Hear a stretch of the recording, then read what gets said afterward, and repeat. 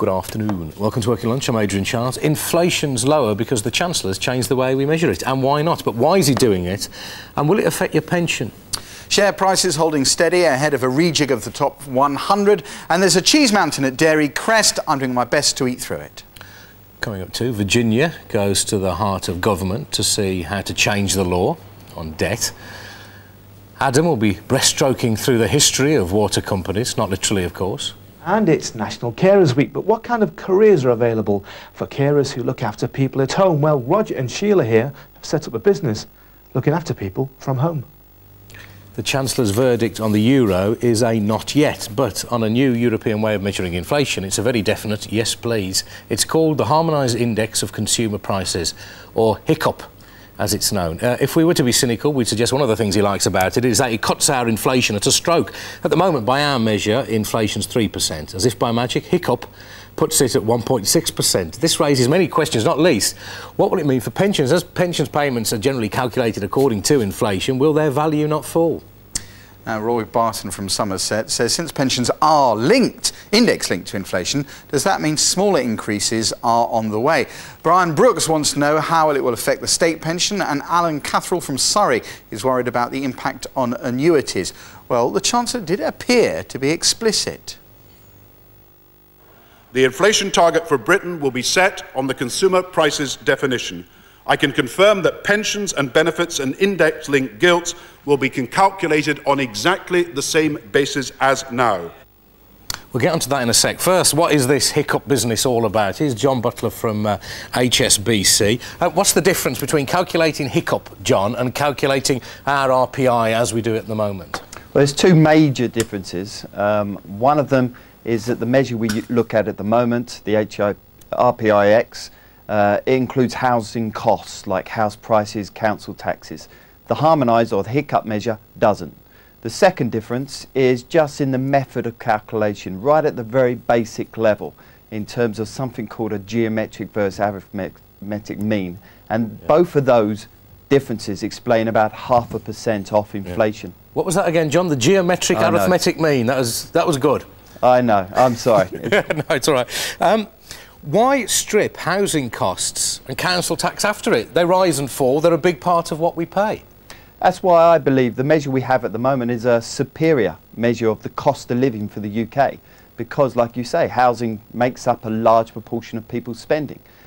So I think that as a cost of living measure, RPIX is better. And I think that's why Gordon Brown yesterday said that pensions and other instruments would still be indexed to the current measure, the RPI. I mean, the anti-European lobby, what you're saying would appeal to them because it'd be, again, we're adopting a European measure of something when, in fact, our own measure is rather better at it. So why bother at all with HICCUP? Well, the question is, it's really just a symbolic thing to move more into line with what is going on by the Eurozone. Economy. But the question is, what does it mean for interest rates? And I think that the difference on average going forward between the two measures is 1%. So if they're going to shift to this 2% target, it will be equivalent to forecasting or targeting 3% RPI inflation. That would be good if for pensions, because pensions are suddenly going to be linked in to a 3% inflation rate on average rather than 2.5%. But I understand what you're saying, but aren't you playing a bit fast and loose with inflation? The inflation hawks would worry about this, wouldn't they? Because you're giving yourself a bit more slack with your inflation target. Yeah, but I think in terms of the current global environment, the big risk out there is one of disinflation, one of inflation coming down rather than going up. So moving from 2.5% to 3%, many people would say, is not such a major problem. I think the bigger problem is actually you get a system that's a lot less transparent, that most contracts in the economy are still based on RPI, like pensions and wage bargaining. They're unlikely to adjust to a HICCUP measure. But the thing the Bank of England's targeting is a HICCUP, so it becomes much more confusing than the current system we have. It's often said in Europe, what's good about their economy, they're less, inflation and stuff is less affected by house prices and living costs. Well, we know why now, is because they just don't count them in their inflation measure. It's like me solving my cholesterol problem by not counting my cholesterol anymore. Well, I think most people would agree that housing for the UK in terms of confidence and also in terms of expenditure is far greater in the UK than it is across the average for Europe. And also, given the mortgage system we have in the UK, consumers become much more sensitive to short-term interest rate changes rather than in comparison to Europe. So there is a greater argument for having a housing cost in the RPI and the UK measure of inflation. But the Chancellor was absolutely clear. He said benefits and pension payouts and so on will still rely on the old measure of inflation, which is higher, our RPI minus X or whatever it is. It tends to be high. It will still be based on that, but not in perpetuity, surely. Sooner or later, it will start being pegged to hiccup. Yeah, that change, if and when it happens, becomes a very complicated and difficult change for the government to make, because in time, if they suddenly switch to a hiccup measure, you're actually introducing disinflation into the economy. Now, the inflation hawks will think that's a great thing, but those worried about deflation would actually find it a bad thing. And the bigger problem was, how do you sell this to unions, to pensioners, that suddenly their income is going to be capped at a 1% lower rate simply because of the geometric mean? Okay. It becomes an impossible argument. But that's some way down the line before we alarm anybody. I think so. All right, I'll leave you to your geometrics now, John. Thanks very much for your time. Pleasure. That's John Butler at HSBC. Yesterday we talked about Martin Lawson, a working lunch viewer who was frustrated about the high charges imposed on Euro bank accounts. Now, some of you think you've got a solution to this. J. Fraser Hollingsworth says he set up an account in Southern Ireland and uses it as a postal account. Well, he says you have to appear in person in Ireland with ID details to set it up, but the time and cost for travelling there is quite small. Goodness gracious, what on earth are the charges he's being made that it's cheaper for him to fly to a different country to set it up? I don't know, goodness. Clifford Redshaw says, why not open a bank account in the country where he's got most customers? And Harry Goldberg goes further. He says, open one or more accounts in the country where the payments originate. He says, make sure they're post banks, which operate an internet-managed account system and can transfer funds from one post bank to the other at a minimum charge. Did I give away? I didn't know what I was talking about then. Who knows? He uses one in Germany anyway, so he knows what he's on about, that charges less than €1 for each transfer. Well, answering yesterday is the UK Post Bank. Christine Ross from SG Hambro says there's nothing wrong with opening accounts abroad. She recommends going offshore. In other words, to banks really we're talking about here, Channel Islands, Isle of Man, Gibraltar, for example. She says they're used to dealing with international clients and suggests looking in Moneyfacts for the best rates. You can find them on the web as well. Or you might consider a private bank, she adds. She also warns that Euro accounts pay much lower rates of interest than UK banks, so do watch out for that. Now, on Consuming Issues on Friday, we'll be answering more of your questions about the euro, so do make sure you tune in on Friday for all the gem on that. Let's get off to the stock market, please. There we are. Share prices, fairly steady today. That is good news, though, because we've seen a very strong rise in the indices over the past few months. What you can see here, and actually quite a lot of the shares are down today, but the FTSE holding steady. The people who design and run the FTSE indices will be reassessing who should be in that index. The decision is made based on the closing share prices today. It will be announced at the end of tomorrow. Likely candidates to go out of the FTSE 100, GKN, Capita, Hayes, Pubs Group, Mitchells and Butler. Possible entrants back into the FTSE 100, Rolls-Royce, Royal & Sun Alliance and BA. Now, actually, Mitchells and Butler is bouncing today, so it might just be saved from being kicked out. Anyway, looking around some of the more widely held shares, 20 from around the sector here, it does look like most of them are down. Maybe the index has changed since I last saw it, but it was sort of fairly steady. Let's get to some of the details. The security company Chubb rose amid talk of a possible takeover for that company, about 3.5% higher. A couple of companies reporting results. The holiday company First Choice, first half pre-tax loss. This is a loss, over £44 million. Actually less of a loss than last year when they lost going on for £50 million. These companies often make losses in the first half when not many people are taking holidays. Interim dividend 1.6 pence, which is actually up 6.6% on last year. Now this Cheddar Mountain. Dairy Crest reported full-year pre-tax pre-exceptional profits, £76.8 million, a rise of 4%, final dividend 1.3 pence. They've got too much cheese. a mountain of old, mature cheddar, which presumably is getting more mature as we speak. It will affect first half profits anyway. Let's have a look at their share prices right now. First Choice down almost 2%, Dairy Crest going down almost 4%. Other movers, Smith & Nephew and the catering company Compass. Now, there is an interesting pattern which I thought was really worth looking at on the markets. The FTSE 100, the big companies. This is it since January. It sort of dipped, it rose again. It's up about 3% since the start of the year. However, this is the FTSE 250, the smaller companies. And look at this go. This is a staggering rise. Partly the reason for that is there are takeover bids in the sector. The FTSE 250 has actually risen 14% since the start of the year, since the start of January. So it does highlight, actually, why it's not always good to be in a FTSE 100 tracker if you are in that. FTSE All Shares, which would include this, would actually give you some of that rise. So a very nice rise there. FTSE 100 index now down 5 points, 4,124, all red, but not too bad actually. FTSE 250 down 37 points, less than a percentage move here. Now, if you're planning on going abroad, let's see what your pound will get on your travels. In fact, the pound fell against the euro yesterday following the Treasury announcement that it wanted to see a lower pound. 135 against the euro, US dollar 160, Norwegian kroner 1104, New Zealand dollar 271. Today's guest currency is the Fijian dollar, which you will get 276. 100 years ago, Fiji was known as the Cannibal Isles. It's because they'd eat you.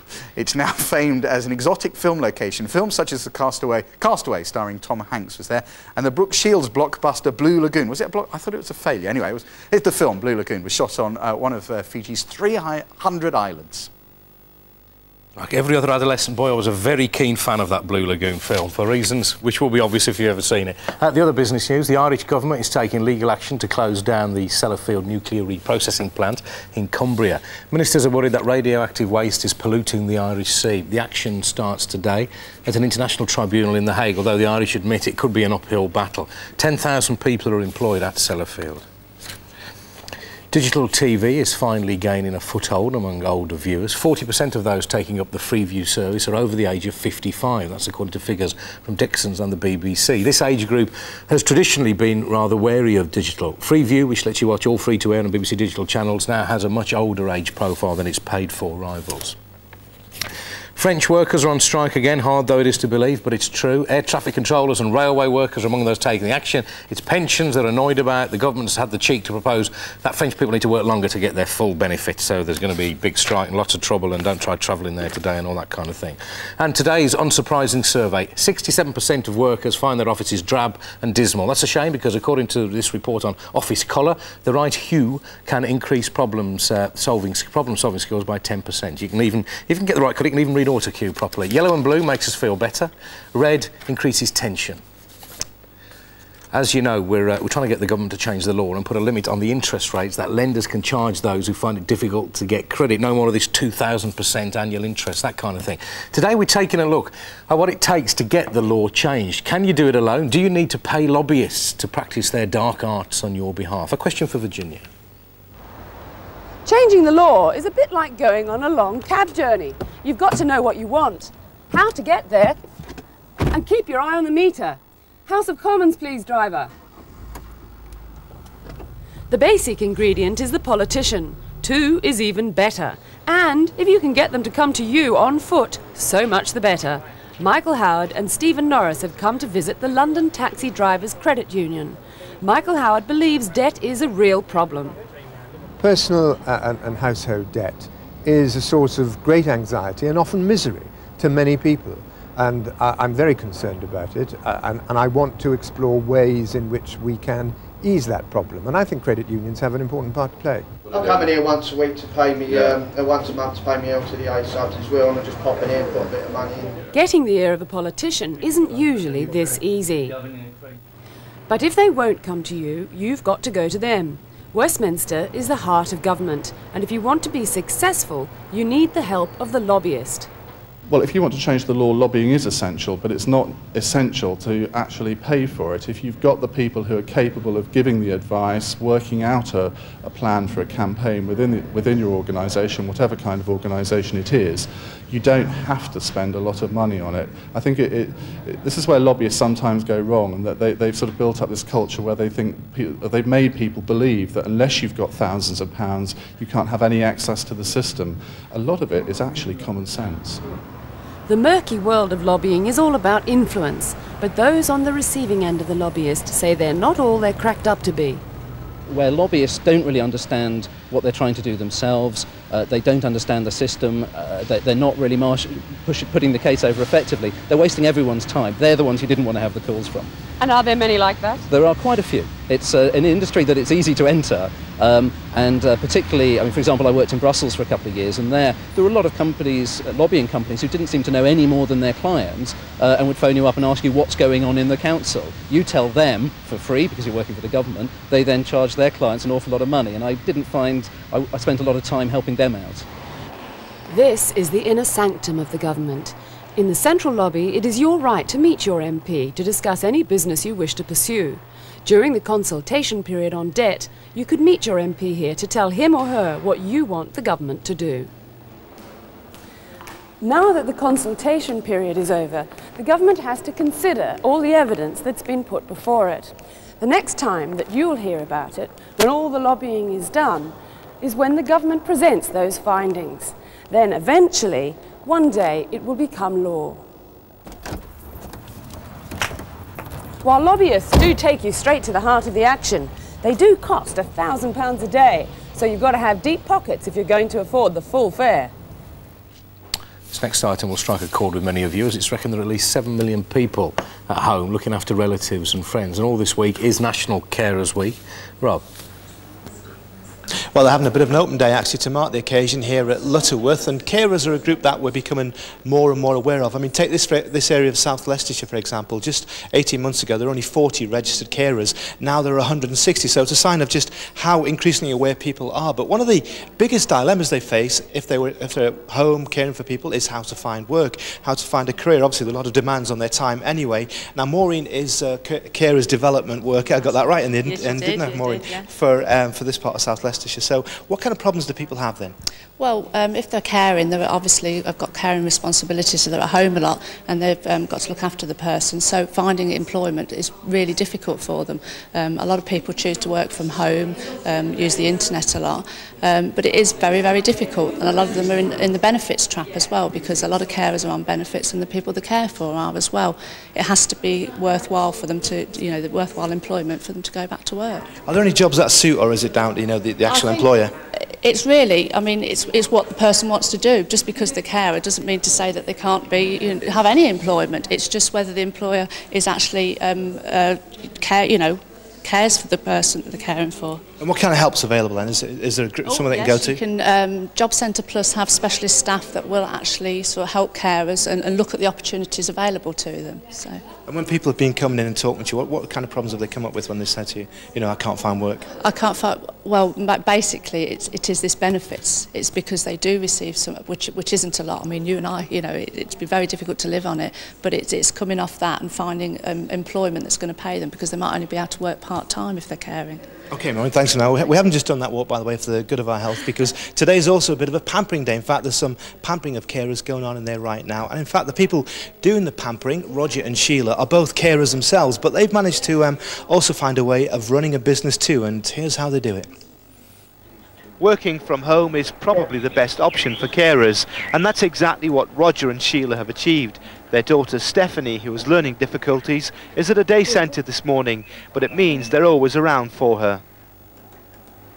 Clients, some tenser than others, come from all over the East Midlands for the therapies. Sheila was an occupational therapist and Roger a paramedic before they set up in business 2 years ago. They offer treatments ranging from aromatherapy to Indian head massage. It's reckoned there are around 7,000 carers in Leicestershire alone. The aim this week is to raise their profile and give them an idea of just what kind of work can be available. But with domestic demands, no one is pretending it's easy. For Sheila and Roger, the business is going well, but unlike many small firms, carers like these aren't looking to build an empire or make a fortune, just to finding a way to combine looking after their loved ones with making a living. Well, let's have a closer word with Roger and Sheila. We're also having the feet provided by Jill here, who looks very relaxed down there. But Roger, how does this kind of fit your needs at home then, this kind of work? Well, it allows us to devote whatever time we need to Stephanie, our daughter, and to make a little money on the side as well. And is this something that, you know, could be the kind of work a carer could do you think? Yes, especially if they've got a partner, because the partner could look after the one they're caring for while one goes to college, etc., and they can do it in reverse, which is exactly what we did. I just come across to Sheila. How hard is it to actually run a business then, you know, when you also do a full-time carer? It's quite difficult to work around Stephanie on how the needs that she needs, but with both of us working together at home. I mentioned in my report, you know, you're not looking to build a big business empire, are you? What are you aiming to, what are your aims here? Just to keep us active and not just to vegetate away and rely on looking after Stephanie. Okay, thanks. And that's also Sheila that you're working on there, isn't it? Hello, Sheila. You look very relaxed too. Now, Roger, can I just ask you again, what's your advice then to people, you know, carers who are in that kind of position? What do you reckon they should be doing? I think that there's plenty of opportunities out there for carers to go at. Just contact the local college, see what's going, and just go in for it that way. Do you ever miss the old job then? You're an ambulance driver, paramedic, weren't you? I was, yes. I miss me mates. I'm quite happy doing this sort of work now. I think, in fact, working for yourself is, there's less stress, less hassle, and I can do what I want when I want. But presumably if you're a carer, you know, it's hard to find work, and for the same reasons, it must be hard to run a business. No, it's not hard. It's not hard. The only hard bits are the administrative side, and because it's a small business, we do what we call shoebox accounting. I chuck every bill and account into a box, and the accountant takes care of it, does it all for me, and sends me a bill at the end of the year. You know. Now, over there is Maureen. I don't know if you're next in the queue, Maureen, or whether you're just watching on what's happening. But is this a good example of what people can do then? Do you think they're a good illustration? Oh, absolutely. I mean, when I first met Roger and Sheila, they registered with me as carers, and then I realised they were therapists. And obviously, on a day like today, they came along, and we both get the benefits from it. So yes, it's an excellent idea. Yes. But this is the ideal kind of work, isn't it? It must be quite hard for a carer to set up a business. Well, it is, but as I said, they can get a lot of support. They can get from the job centre, and people are always there. I mean, even the CVS who I work for, we can help people, both voluntary groups and for businesses as well. Okay. Okay, that's excellent. Thanks very much. We'll say Maureen's in the queue. I think I'll just get in the queue behind her because I've already had one massage today, and it's extremely relaxing. Back to you. And you've earned it, Rob. The water and waste company Severn Trent has reported a 3.6% fall in full-year profits. This is moderately interesting. Rather more interesting is the entire history of the business of water and waste. Here is that story told by Professor Adam Shaw in 3 minutes, 54 seconds. This is St Giles in the Fields, the parish in which the Black Plague first struck in the mid-1600s. The plague was carried by rats, and rats were attracted by the huge amounts of rubbish that people chucked all over the place. At the best, homes of the time would have an under-floorboard sewer in which the raw sewage would run from the house straight into the centre of the street, and from there into whatever river was nearest. It was an incredibly stinky, horrible, and ultimately very unhealthy place to be. In 3 months during the plague of the 1600s, 60,000 people died in the UK. In just one village in Derbyshire, 80% of the community died, and in York, more people were buried outside its wall than lived within it. By the 19th century, not only were death rates very high, but people were dying at a very young age. In Liverpool, the average age of death for a labourer was just 15. But amidst all this, very few links had been made between the diseases and how filthy the water was. Edwin Chadwick, reformer and lawyer, thought differently. Well, I think that they began to realise that these insanitary conditions were causing ill health, And Chadwick was among those who put his finger on this. And he was prolific in writing books and pamphlets that described the very bad conditions of the working people. And so he set out on a crusade, his great sanitary crusade, to improve the conditions, and this all came to fruition in the 1842 book on the labouring classes, as they were called. Is it fair to say that Chadwick was the father of our modern utility industries? Well, he's been called a number of names: the father of modern sanitation, the promoter of the great sanitary idea. These terms applying to him showed that he was an important figure, and therefore the people who had money and, of course, the construction experience started to listen to him. Before Chadwick, the drainage was almost non-existent. It depended on gullies in the road and the streams that had existed as part of the Thames catchment. But he inspired others to build properly constructed, culverted drains, particularly in brickwork. The first sewers were very basic, taking everything and just washing it into the local river, which just moved the problem from one point to another. In fact, the Thames got so smelly at one point that Parliament had to be closed because MPs couldn't stand what became known as the Great Stink. But by the start of the 20th century, reservoirs were built on the edge of cities and state-run water companies were in charge of running the industry. Then in December 1989, Margaret Thatcher started privatising the industry. 10 companies were privatised and floated on the stock exchange. Now, 14 years later, the companies are still private, but most have been bought by German and French companies. Part of their supposed attraction to investors is that because they supply a necessary service, the shares should offer a refuge in difficult times. In fact, Severn Trent shares have lost money over the past 2 years, down around 4%. However, that is still much better than the fall in the general market, although of course still not making money. So it's not always true that where there is muck, there is brass. Don't forget any useful numbers, addresses, etc. we mentioned in the programme. They're on our CFAX page. That's BBC2 CFAX, page 238. And have a look at our programme website. That's www.bbc.co.uk/working lunch. On consumer issues on Friday, we'll be answering some more of your questions about the euro. Anything you've got to ask, do get in touch with us. Here's the address: room 4220, BBC TV Centre, London, W12 7RJ. That's room 4220, BBC TV Centre, London, W12 7RJ. You can fax us on 020 8576 8799 or email at working.lunch@bbc.co.uk. All your questions about the euro on Friday. Let's have a quick look at the FTSE before we go. Down 4. Just 0.1% down at the moment to 4125. That's all from us today. Don't forget, tomorrow we're on at 1:30, an hour later. Do make a note to join us then. Thanks for watching. Bye for now.